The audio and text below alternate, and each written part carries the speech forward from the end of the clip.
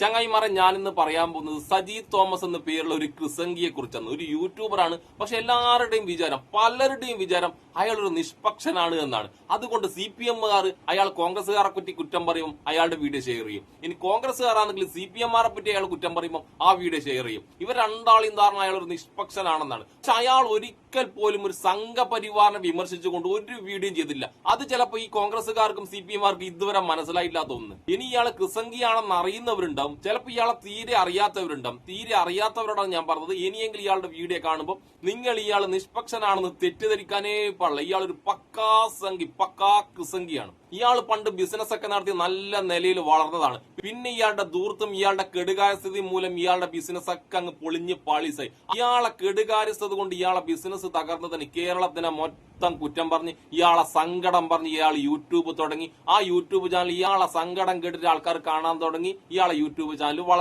വളർന്ന് കഴിഞ്ഞപ്പം ഇയാളുടെ ഉള്ളിലുള്ള ക്രിസംഗിത്തങ്ങ് പുറത്തെടുക്കാൻ തോന്നി. കുറെ ആൾക്കാർക്ക് മനസ്സിലായെങ്കിലും ഇപ്പോഴും മനസ്സിലാകാത്ത കുറച്ച് ആൾക്കാരുണ്ട്. അത് കോൺഗ്രസ്സുകാരുണ്ട്, CPM-മാരുണ്ട്, അതിലേറെ കുറേയേറെ മുസ്ലിം ലീഗുകാരുണ്ട്. അതാനൊക്കെ അത്ഭുതം. കാരണം ഫേസ്ബുക്കിലൊക്കെ ഇയാളുടെ വീഡിയോ ഷെയർ ചെയ്യുന്നത് ഏറ്റവും കൂടുതൽ മുസ്ലിം ലീഗുകാരാണ്. ആ മുസ്ലിം ലീഗുകാരുടെ എനക്ക് ഒന്നേ പറയുള്ളൂ, നിങ്ങൾ ആരുടെ വീഡിയോ വേണമെങ്കിലും ഷെയർ ചെയ്തോ. ഒരു സംഘിയുടെയോ ഒരു ക്രിസംഗിയുടെയോ വീഡിയോ നിങ്ങൾ ഷെയർ ചെയ്യുന്നുണ്ടെങ്കിൽ നിങ്ങൾ ഏറ്റവും വലിയ തെറ്റാണ് ചെയ്യുന്നത്. ഇനി അയാൾ ക്രിസംഗിയാണെന്ന് തെളിവാക്കി തരുന്ന വീഡിയോസ് ഞാൻ കാണിച്ചു തരാം. അയാൾ സുരേഷ് ഗോപി എത്രമാത്രം സ്നേഹിക്കുന്നുണ്ടെന്നും സുരേഷ് ഗോപി ചെയ്ത തെറ്റിനെ അയാൾ എങ്ങനെയൊക്കെ ന്യായീകരിക്കുന്നുണ്ടെന്നും നിങ്ങൾക്ക് ഈ വീഡിയോ കണ്ടാൽ മനസ്സിലാവും. നമുക്ക് എന്തായാലും ക്രിസംഗി സജി തോമസിന്റെ ആ വീഡിയോയിലേക്ക് കടക്കാം. ബാ. ഇപ്പൊ സുരേഷ് ഗോപിയെ കുറിച്ച് പറഞ്ഞത് വോട്ടേഴ്സ് ലിസ്റ്റ് തിരുത്തി, കള്ളയോട്ട് ചെയ്തു, പള്ളി പോയി വീണ് കിടന്നു, മാതാവിന് കിരീടം വെച്ചു കൊടുത്തു, മെഴുകുതിരി കത്തിച്ചു, കുരുത്തോല പിടിച്ചു, മുട്ട നടന്നു. ഇതൊന്നും സുരേഷ് ഗോപിക്ക് പറ്റിയല്ല, അല്ല വേറെ ആർക്കും പറ്റിയല്ല. ഇത് ഞങ്ങൾക്ക് രണ്ടുപേർക്കും പറ്റും. ഞങ്ങൾക്ക് പറ്റും, ഞങ്ങൾ LDF-നും പറ്റും, ഞങ്ങൾ UDF-നും പറ്റും, വേറെ ആർക്കും പറ്റിയല്ല. അതെന്തൊരു ഇടപാടാ? ഞങ്ങൾക്ക് പറ്റും. VD സതീശന് ബൈബിൾ പ്രസംഗിക്കാം, ആർക്കും ഒരു പ്രശ്നമില്ല. വർഗീയതയൊന്നുമില്ല കേട്ടോ. അതിനകത്തുള്ള പാർട്ടികളുടെ തന്നെ പലതിൻ്റെ പേര് വർഗീയത ഇല്ലാത്തതാണ്. ഘടകകക്ഷികളിൽ പലർക്കും വർഗീയപരമായിട്ട് മതപരമായിട്ട് ഒരു ബന്ധവുമില്ല. LDF-നകത്തുള്ള പല പാർട്ടികൾക്കും മതപരമായിട്ട് ഒരു ബന്ധവുമില്ല. ഒരു വർഗീയതയുടെയും പ്രശ്നമില്ല, ഒരു മാന്യതയുടെയും പ്രശ്നമില്ല. ഈ LDF-ന്റെയും UDF-ന്റെയും നേതാക്കന്മാർക്ക് അരമനകളിൽ പോയി താമസിക്കാം, അച്ഛന്മാരുടെ കൂടെ നടക്കാം, കോളേജുകൾക്ക് സംരക്ഷണം കൊടുക്കാം. അതിനകത്തൊന്നും ഒരു പ്രശ്നമില്ല. സുരേഷ് ഗോപിക്ക് മാതാവിന് ഒരു കിരീടം വെക്കാൻ പറ്റിയല്ല, സുരേഷ് ഗോപിക്ക് പള്ളി പോകാൻ മേല, സുരേഷ് ഗോപിക്ക് കുരുത്തോല പിടിച്ചുകൊണ്ട് പ്രദർശനം പോകാൻ പറ്റിയല്ല. അതെന്നാ ഇടപാടാ? അത് നോക്കുമ്പം LDF-കാർക്ക് ചെയ്യാമെങ്കിൽ UDF-കാർക്ക് ചെയ്യാമെങ്കിൽ BJP-കാർക്ക് ചെയ്താൽ എന്നാ കുഴപ്പം? അവർക്കും നിങ്ങൾക്കും എല്ലാവർക്കും ചെയ്യാമെങ്കിൽ പിന്നെ എന്നാ കുഴപ്പം? എല്ലാവരും ചെയ്യുന്നല്ലേ. അപ്പൊ സത്യത്തിൽ വർഗീയത ആർക്കാ? സത്യത്തിൽ എന്താണ് വർഗീയതയെന്ന് ഈ തെരഞ്ഞെടുപ്പോടുകൂടി, കേരളത്തിൽ ഈ പ്രാവശ്യം വരുന്ന തെരഞ്ഞെടുപ്പോടുകൂടി യഥാർത്ഥത്തിലുള്ള വർഗീയത എന്താണെന്ന് മനസ്സിലാവും.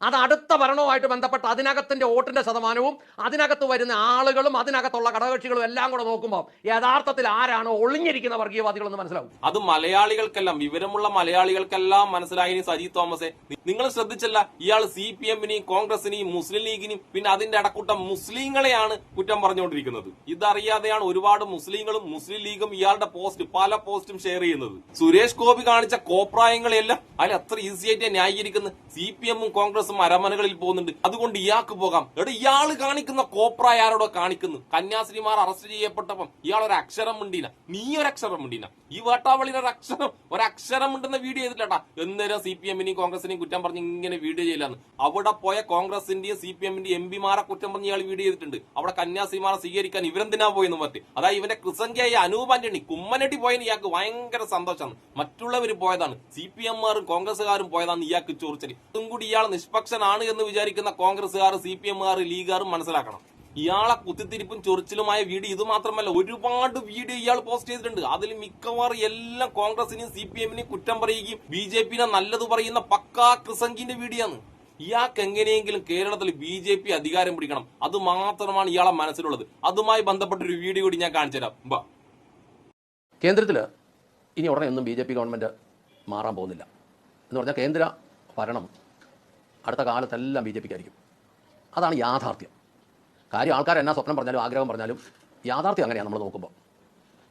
അതിന് പല കാരണങ്ങളുണ്ട്. ഒന്ന്, ആള്, അധികാരം, പണം എല്ലാം BJP-യുടെ കയ്യിലുണ്ട്.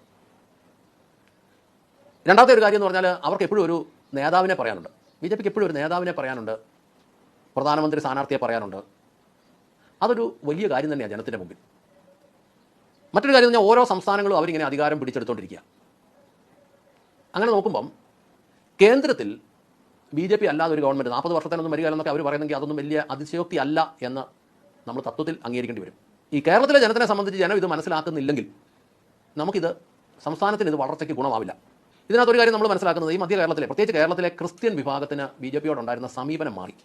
അതെങ്ങനെ മാറി എന്ന് വെച്ചാൽ BJPക്ക് അനുകൂലമായിട്ട് മാറി എന്നുള്ളത് തന്നെയാണ് സത്യം.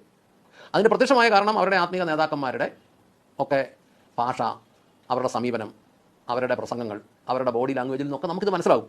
കേരളത്തിലെ ക്രിസ്ത്യൻ വിഭാഗത്തിന് BJPയോടുണ്ടായിരുന്ന ഒരു അകൽച്ച മാറി അനുകൂലമായിട്ട് ഇത് മാറിയിട്ടുണ്ട്. അത് പെന്തക്കോസ്ത് വിഭാഗങ്ങളിൽ പോലും അത് മാറിയിട്ടുണ്ടെന്നുള്ളത് സത്യമാണ്. നല്ലൊരു ശതമാനം ആളുകളുമായിട്ട് സംസാരിക്കുമ്പോൾ, നമുക്ക് വ്യക്തിപരമായിട്ട് സംസാരിക്കുമ്പോൾ മനസ്സിലാകുന്നുണ്ട് അവർക്കൊക്കെ യാഥാർത്ഥ്യം മനസ്സിലായിട്ടുണ്ട്. ഇന്ത്യ ഭരിക്കുന്നത് BJP ആണെന്നും ഇന്ത്യയിലെ ഒരുമാതിരിപ്പെട്ട വലിയ സംസ്ഥാനങ്ങളൊക്കെ ഭരിക്കുന്നത് BJP ആണെന്നും അല്ലാത്തത് ഓരോന്നോരോന്നോരോന്ന് അവർ പിടിച്ചോണ്ടിരിക്കുകയെന്നും ഒക്കെ ഒരുവിധപ്പെട്ട മനുഷ്യർക്കെല്ലാം മനസ്സിലായി. ഈ തമ്മിലടിക്കുന്ന 10, 30, 35 പാർട്ടിയെ സംബന്ധിച്ച് അതിനെക്കൊണ്ടൊന്നും ഒരു കാര്യം നടക്കില്ലെന്നും ഈ ഇലക്ഷൻ ആകുമ്പോഴത്തേനും വന്നിട്ട് അങ്ങോട്ടും ഇങ്ങോട്ടും ഒരു യാത്ര നടത്തിയാലൊന്നും കാര്യങ്ങൾ നടക്കില്ലെന്നൊക്കെ പൊതുജനത്തിന് മനസ്സിലായിട്ടുണ്ട്. അതുകൊണ്ട് ഈ കേരളത്തിനെ സംബന്ധിച്ച് കേരളത്തിലെ ജനത്തിനെല്ലാം മനസ്സിലായിട്ടുണ്ട് ഇവിടുത്തെ ക്രിസ്ത്യാനികൾക്കൊക്കെ ഒരു നല്ലൊരു ശതമാനത്തിന് BJPയോട് അനുകൂല ഭാവമായിട്ടുണ്ട്. ഇനി ക്രിസ്ത്യൻ വിഭാഗത്തിന് മനസ്സിലായ വേറൊരു കാര്യമുണ്ട്. കേന്ദ്രം ഇനി ഒരു കാരണവശാലും കോൺഗ്രസ് ഭരിക്കത്തില്ലെന്ന് അവർക്ക് മനസ്സിലായിട്ടുണ്ട്. ഒരു കാരണവശാലും കേന്ദ്രം കോൺഗ്രസ് ഭരിക്കുകയില്ലെന്നുള്ളതും അതൊരു യാഥാർത്ഥ്യം. അത് ഇവിടുത്തെ ഒരുവിധം വിദ്യാഭ്യാസമുള്ള മനുഷ്യർക്കെല്ലാം മനസ്സിലായി. ഇയാളുടെ മനസ്സിൽ ഇപ്പൊ മനസ്സിലായല്ല. ഇവിടെ വിദ്യാഭ്യാസമുള്ളവർക്ക് എല്ലാവർക്കും മനസ്സിലായി കേന്ദ്രം എങ്ങനെയാണ് BJP പിടിച്ചെടുത്തതെന്ന്. ഇത്രമാത്രം കള്ളവോട്ട് ചെയ്തിട്ടാണ് പിടിച്ചെടുത്തതെന്ന് ഈ അടുത്ത കാലത്ത് വന്ന വാർത്തകളിൽ നിന്ന് വിവരവും ബുദ്ധിയും വിദ്യാഭ്യാസവും ഉള്ളവർക്ക് മനസ്സിലായി. നിന്നെപ്പോലുള്ള ക്രിസംഗികൾക്ക് തലയിൽ ചാണകം, സംഘികളെക്കാളും തലയിൽ ചാണകമുള്ള തന്നെ പോലുള്ള ക്രിസംഗികൾക്ക് ചിലപ്പോൾ അത് മനസ്സിലായിട്ടുണ്ടാവില്ല. അല്ലെങ്കിൽ മനസ്സിലായിട്ട് തന്നെ പോലെ സ്വന്തം സമുദായത്തെ ഒറ്റുന്ന ചാണക ക്രിസംഗികൾ മനസ്സിലായതുപോലെ നടിക്കുകയില്ല. താനെന്താ പറയുന്നത് BJP കേന്ദ്രം ഭരിക്കുന്നതുകൊണ്ട് കേരളവും BJP തന്നെ ഭരിക്കണമെന്നോ? താനെന്ത് ഊളത്തരടോ പറയുന്നത്? അങ്ങനെ പേടിച്ചിട്ടാണോ ഒരു ഭരണം കൊടുക്കേണ്ടത്? അവര് ചെയ്യുന്ന നല്ല കാര്യം കണ്ടില്ലടോ കേരളം വോട്ട് ചെയ്യേണ്ടത്. അവര് ചെയ്യുന്ന എന്ത് നല്ല കാര്യമാണ് ഉള്ളത്? വർഗീയത മാത്രം, കുത്തിത്തിരിപ്പും വർഗീയതയും മാത്രമേ ഉള്ളൂ. തന്റെ ക്രൈസ്തവരെ അടക്കം ആക്രമിച്ചിട്ട് താനൊക്കെ ഒരു അച്ചടം മിണ്ടിയാടോ. പിന്നെ ക്രൈസ്തവർ തെച്ചും BJPയിലേക്ക് പോയി എന്നാണ് ഈ ഊള പറയുന്നത്.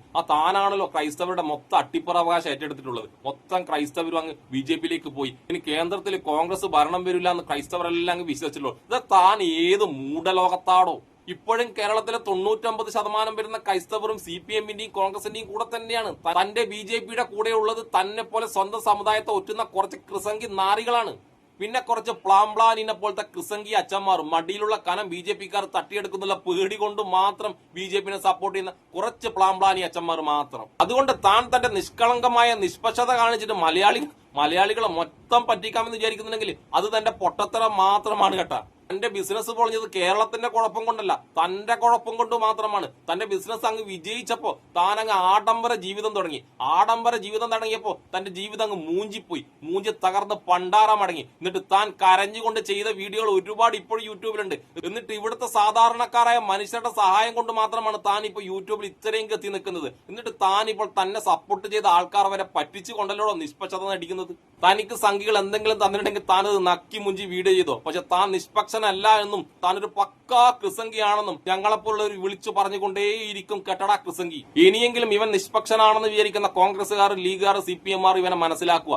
പക്ഷെ ഇവൻ വെറുമൊരു ക്രിസംഗിയാണെന്ന് എന്നെക്കാളെ മുന്നേ മനസ്സിലാക്കിയ ഒരുപാട് ആൾക്കാരുണ്ട്. ഇയാളുടെ വീഡിയോയുടെ അടിയിലൊക്കെ ആ കമന്റ് കണ്ടാൽ മനസ്സിലാവും ഇയാൾ ക്രിസംഗിയാണെന്ന് പണ്ടേ മനസ്സിലാക്കിയവർ. പക്ഷെ ഇയാൾ ഇപ്പോഴും ക്രിസംഗിയല്ല, നിഷ്പക്ഷനാണെന്ന് ആരെങ്കിലും വിചാരിക്കുന്നുണ്ടെങ്കിൽ അത് നിങ്ങളുടെ തെറ്റിദ്ധാരണ മാത്രമാണ്. ഇയാളൊരു പക്ക ക്രിസംഗി മാത്രമാണ്. അപ്പൊ എന്നെ ഇഷ്ടപ്പെടുന്ന എല്ലാവർക്കും എന്റെ ഒരു നല്ല സുലാൻ.